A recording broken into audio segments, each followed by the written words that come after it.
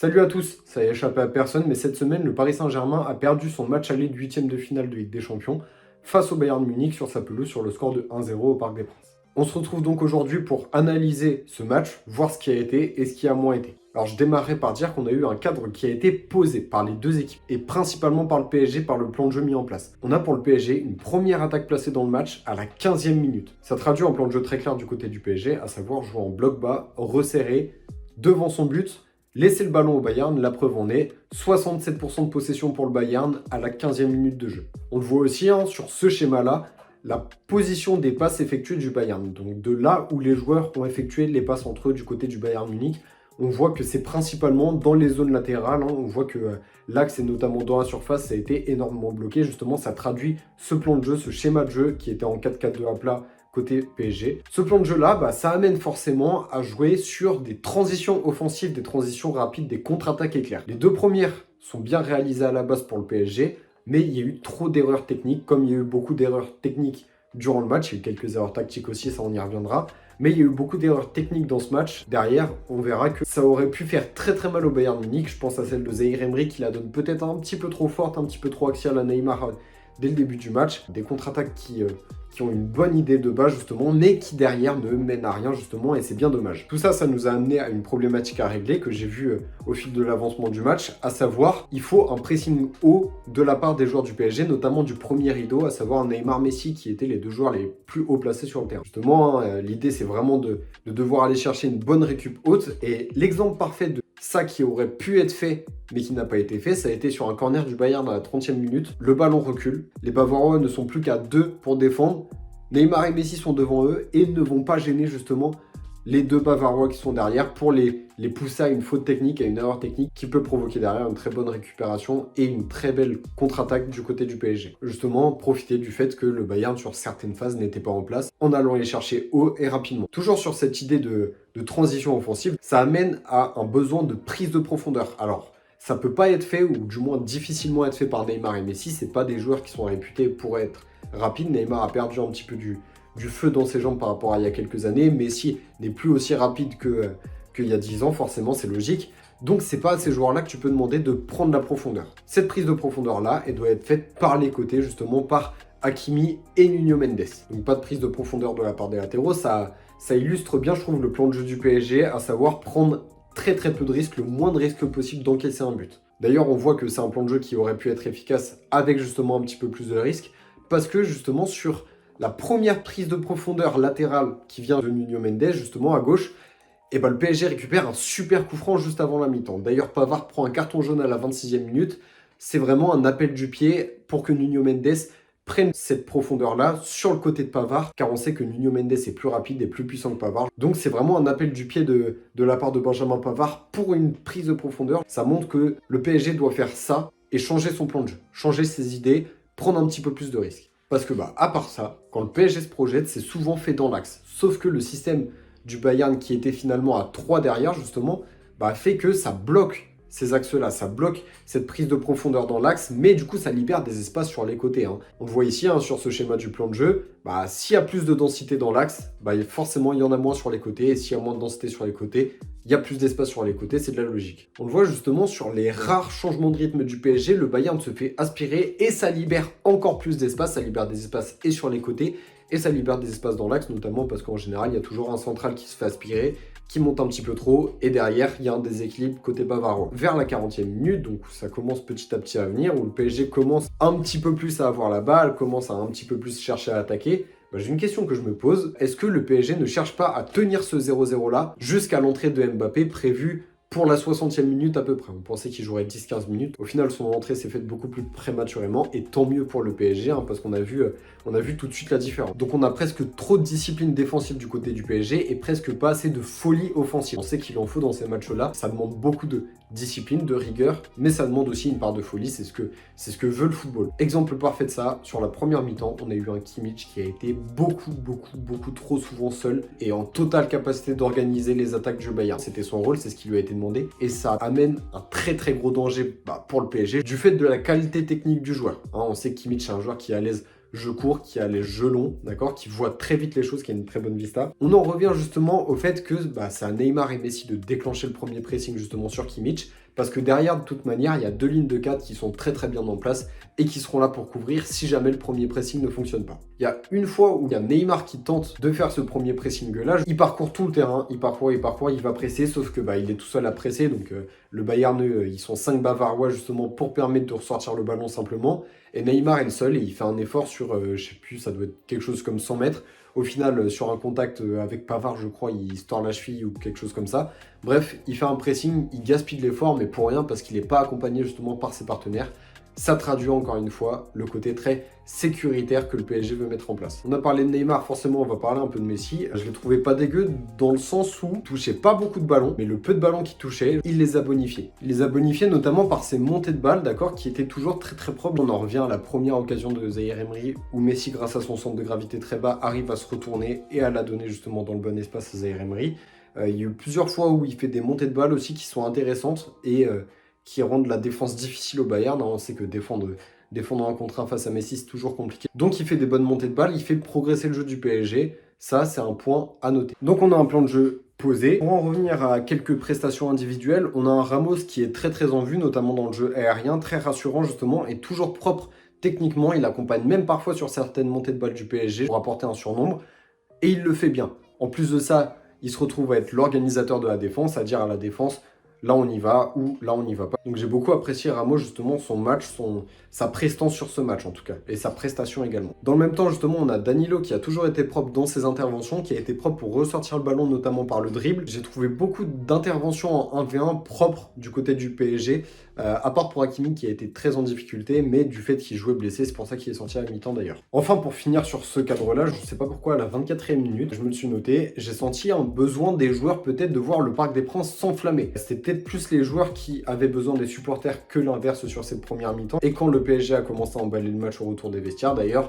le parc s'est embrasé et derrière on a eu une belle communion entre les supporters et les joueurs. Pour cette deuxième partie, on a un PSG qui dès le retour des vestiaires commence à décider de jouer au football. Il y a la sortie de Hakimi pour la rentrée de Kimpembe. On rappelle que Mukiele ne peut pas rentrer parce que indisponible. Et donc c'est Marquinhos qui prend la place de Hakimi à droite. Au début, on se demandait s'il allait pas avoir une réorganisation tactique. Au final, il y a eu un petit peu de ça, parce qu'on est passé sur un 4-4-2 un petit peu plus en losange côté PSG. Parfois Danilo qui venait s'intégrer dans la ligne de 3. Mais Marquinhos qui ne montait jamais, d'accord. Les attaques du PSG se faisaient toujours côté gauche, côté Nuno Mendes, qui pouvait déborder avec sa vitesse. Marquinhos était beaucoup plus là pour sécuriser derrière, mais ça fait quelques années qu'il n'a pas joué latéral droit, et on l'a vu, même en tant que latéral droit, il a plus des repères de défenseur central. On y reviendra plus tard, mais ça a son importance sur le but. On a Mbappé qui continue de s'échauffer, toujours pour faire peur au Bayern, et on pressent son entrée pour à peu près la 55e minute. Donc cette réorganisation tactique, ça amène aussi à un PSG qui se veut plus offensif, qui se veut tenter plus de choses et qui se retrouve dans un gros temps fort des retours des vestiaires jusqu'à la 51e, où il y a un gros contact, une sortie pas maîtrisée de Yann Sommer sur Danilo. Pour illustrer ce temps fort-là, il y a ce super retournement de Zaïre Emery près de la ligne de touche qui en 1v1 dos à Alphonso Davies qui essaie de le chasser, et il arrive tout de même, grâce à son jeu de corps notamment et sa qualité technique, à se retourner et derrière attaquer l'espace qui est laissé libre dans le dos. Et donc sur l'action qui suit cette sortie non maîtrisée de Yann Sommer, but du Bayern. Alors sur ce but, il y a plusieurs points à prendre en compte. Il y a des espaces libres qui ne sont pas comblés, notamment on voit Carlos Soler qui revient en marchant et qui doit justement venir gêner Kingsley Coman, parce que Nuno Mendes, il a déjà un joueur à gérer dans la surface, donc il ne peut pas gérer non plus dans son dos. Donc là, c'est à Carlos Soler, qui est le joueur le plus proche du seul joueur libre du Bayern, à savoir Kingsley Coman, de faire l'effort de revenir plutôt que d'être spectateur de ce qui se passe. Autre point, Marquinhos qui n'est pas exempt de tour proche, parce que, on le voit, il se réaxe trop. Sauf que à ce moment-là, Marquinhos, t'es latéral droit, donc tu dois venir serrer Alphonso Davies, tu dois venir le cadrer justement pour l'empêcher de centrer, ou du moins lui causer des problèmes, le forcer à derrière à aller chercher un contre un par du dribble ou à revenir derrière. On a ces deux erreurs-là qui sont principales. Je tomberai pas sur Donnarumma parce que Donnarumma fait deux parades qui sont tellement compliquées à faire juste derrière et qui sauvent tellement le PSG qu'au final, on peut rien lui dire. Et en plus de ça, on sait que c'est compliqué quand tu es un grand gardien de réussir à aller vite au sol. Donc là, il arrive quand même à aller vite au sol, il arrive quand même à aller sur le ballon, mais il en sort deux super derrière, donc il n'est pas fautif sur le but. Et donc derrière le but du Bayern, il y a l'entrée prévue de Kylian Mbappé pour peut-être changer les choses. Il a une demi-heure pour changer les choses. Mbappé rentre à la place de Soler, ça traduit une prise de profondeur. Et dans le même temps, il y a Fabian Ruiz qui rentre à la place de Warren Zaïre-Emery, qui commençait à être fatigué. En même temps, le petit a pas joué à son poste. Sur une première titularisation dans un huitième de finale de Ligue des Champions face au Bayern Munich, on peut pas spécifiquement lui en vouloir. En tout cas, les deux joueurs ont fait le travail demandé dans des conditions qui n'étaient pas forcément faciles. Alors, ils ne sont pas beaucoup montrés offensivement. Mais par contre, défensivement, ils ont fait ce qu'on leur a demandé et c'était compliqué de faire plus. Directement, tout ça, ça a amené à un repositionnement tactique, avec Neymar qui est un peu plus bas, plutôt en 10, et Mbappé qui se met toujours à la limite du hors-jeu, prêt à partir. Il se passe pas grand-chose. Je me note un point à ce moment-là, c'est que Fabian Ruiz, depuis son entrée, ne joue pas sur son pied droit. Il n'ose pas jouer avec son pied droit, il force sur son pied gauche, uniquement sur son pied gauche, et ne veut jamais jouer avec son pied droit. C'est dommage parce qu'il y a souvent des situations où ça ralentit le jeu, des situations où il peut servir des ballons simples à donner, même pour un joueur qui utilise son mauvais pied, des ballons qui ne donnent pas parce qu'il n'ose pas jouer pied droit. Je pense à notamment un super ballon qu'il peut donner à Mbappé dans la profondeur, mais il décide de se la garder pied gauche, d'aller chercher à l'opposé, alors que le jeu à ce moment-là, c'est de la donner à Mbappé justement dans la profondeur. Ça fait une très bonne prise de profondeur pour Mbappé, et derrière, c'est un 1v1 direct avec Sommer. J'ai aussi cette sensation-là où le PSG joue un petit peu comme s'il y avait 0-0, comme s'il menait 1-0, et ne cherche pas à tout faire pour revenir au score. Est-ce que le PSG cherche simplement à ne pas encaisser un deuxième but et du coup à garder un minimum de chance de son côté pour le match retour? Ça, je sais pas, de toute manière, on peut pas le savoir. Dans tous les cas, le PSG joue comme s'il y avait 0-0 et il se passe pas grand chose. Jusqu'à la 74e minute, en tout cas, il se passe pas grand chose. Mais à la 74e, qu'est-ce qui se passe? Très bonne prise de profondeur de Mbappé, justement, qui attendait le bon moment. Il décide d'y aller. Un ballon aérien, on sait qu'avec la vitesse, c'est toujours compliqué à nettoyer. Il bute sur Sommer, on peut pas vraiment lui en vouloir. Derrière, Neymar qui rate par deux fois sa frappe. Sommer qui fait une faute de main, mais Mbappé qui est là pour la récupérer, mais Mbappé qui est hors jeu, comme le veut la règle, ça on le sait. Je le note, mais Fabian Ruiz fait sur cette action-là la très bonne passe à Mbappé dans la profondeur. Par contre, sur le premier tir raté de Neymar, on a un peu la même situation que Messi plus tard, on y reviendra. Je comprends pas pourquoi Neymar ne cherche pas à allumer la lucarne. Il cherche à tirer au sol, résultat, ça bute sur un des joueurs, je sais plus, c'est peut-être Pavard, je sais plus. Bref, ça bute sur un des joueurs du Bayern, ça lui revient dans les pieds. Sur une action comme ça, tu dois juste allumer la lucarne, tu dois pas te poser de questions en fait. Ça m'a rappelé un petit peu l'année dernière, match face au Real Madrid à Bernabéu, juste avant la mi-temps, où il est tout seul face au but, le but qui est vite parce que Courtois est pas bien placé et Neymar qui ose pas tirer. Et là, on est un peu sur la même chose. On est un petit peu sur de la retenue. À quoi c'est dû, je sais pas, mais à un moment donné, quand t'es attaquant, logiquement, t'es censé essayer de marquer des buts. Et pour marquer des buts, dans certaines situations, tu sais que tu dois simplement allumer le but. Tu dois pas chercher à la placer ou quoi, tu dois juste chercher à allumer parfois. Bref, Neymar le fait pas, c'est un fait de jeu, mais ça montre que le PSG peut faire quelque chose pour revenir dans ce match. Danilo, qui a fait un très très bon match, sort. Vitinha rentre. Alors, on se dit peut-être enfin une prise de risque côté PSG. On enlève un côté sécuritaire défensivement pour amener un joueur un petit peu plus créatif offensivement, que ce soit par la passe ou par le dribble. On sait que Vitinha, c'est un joueur qui, quand il est libre, quand il joue vers l'avant, c'est très créatif et ça peut apporter un vent de fraîcheur à ce PSG-là. Donc ça continue, le PSG recommence à mettre un petit peu le pied sur le ballon, ça se dispute un petit peu entre les deux équipes. Quelques minutes plus tard, on a exactement la même situation, c'est-à-dire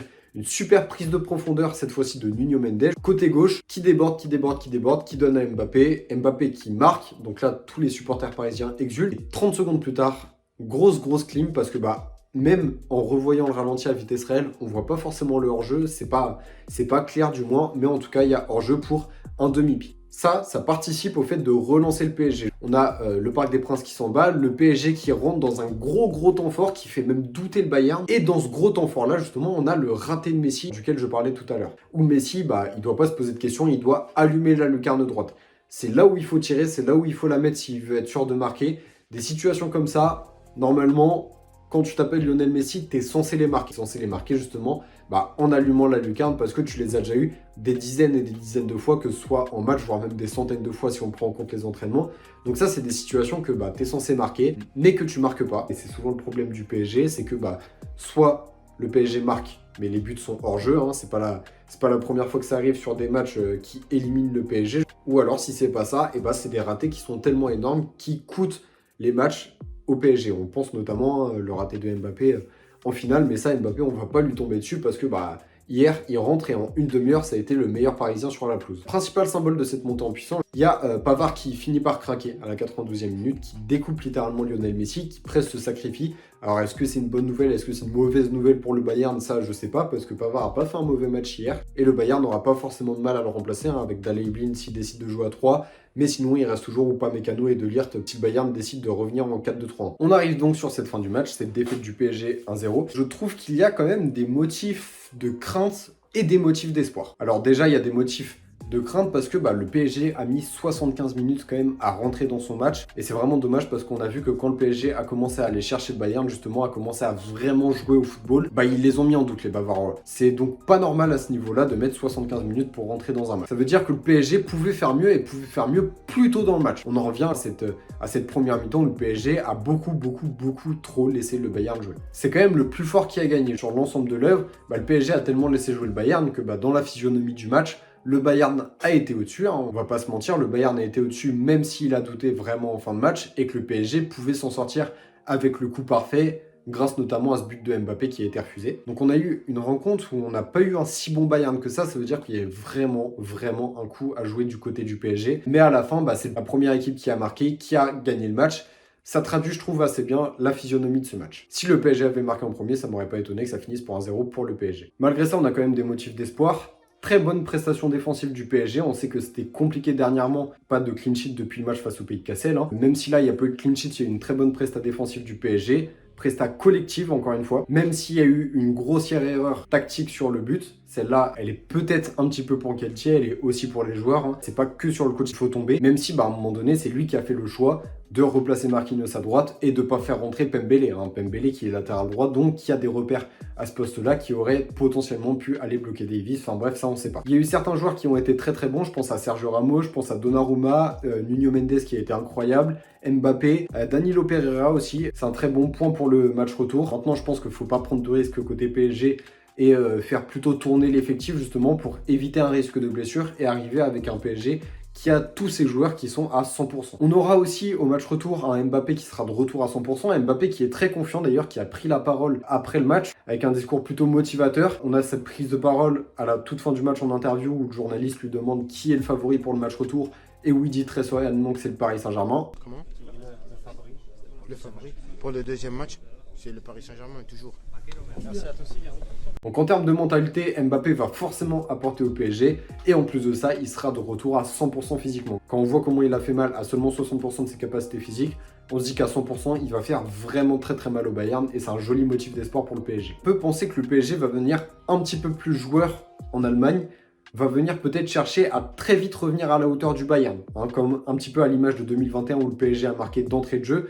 Il y a un seul but à rattraper, ça peut se faire très vite si le PSG arrive à saisir ses occasions et arrive à être réaliste devant le but. C'est un résultat qui est bon et mauvais à la fois. C'est un résultat qui est mauvais dans le sens où c'est encore une défaite du PSG, c'est encore une prestation où le PSG aurait pu faire mieux et où justement on regrette ça. Mais dans le même temps, c'est une bonne prestation dans le sens où avant le match, on s'attendait quand même à ce que le PSG prenne une sacrée valise, même si certains doutaient parce que le PSG en Ligue des Champions, c'est jamais pareil. Mais au vu du niveau de jeu proposé par le PSG, on avait peur d'un 4-0 pour le Bayern par exemple, et il n'y a pas eu ça. Donc il y a des failles côté Bayern, des failles que le PSG devra exploiter. Ces failles-là, elles sont dans la profondeur. Le PSG va devoir aller chercher le Bayern dans la profondeur, le PSG va devoir chercher à être propre techniquement, à changer de rythme souvent. Par ce biais-là, on a eu 2 buts qui ont été marqués par le PSG, même si les 2 buts ont été refusés, ça montre que c'est possible de marquer face au Bayern Munich, et techniquement sur la rencontre, le PSG a plus marqué que le Bayern, même si, du coup, les 2 buts ont été refusés. Donc voilà pour ma petite analyse du match d'hier soir. Bien entendu, on croit à une qualification du PSG, on espère une qualification du PSG pour le match retour, hein, ça c'est plutôt évident. J'espère que la vidéo elle vous aura plu. Moi, en tout cas, j'ai pris encore une fois plaisir à analyser un petit peu plus à tête reposée ce qui s'est passé. On se dit à la prochaine. Salut!